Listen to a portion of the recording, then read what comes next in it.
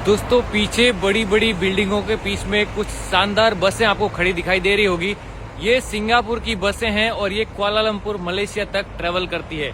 ये mostly driver है वो इंडियन तमिल है जो पहले से यहाँ पे आ गए थे और उन्हीं की बसें हैं लगभग। उनका नाम भी कुछ इसी प्रकार से रखा हुआ है। स्कानिया की शानदार बसें आपको यहाँ पे देखने को मिल जाती है। पार्किंग है और यहाँ पे दिन को रात को बस यहाँ आके खड़ी रहती है और भाई जितनी देर बस खड़ी रहती है मोस्टली उनका इंजन भी चालू ही रहता है। और बस यहाँ पीछे देख सकते हैं वो भी आई हुई है।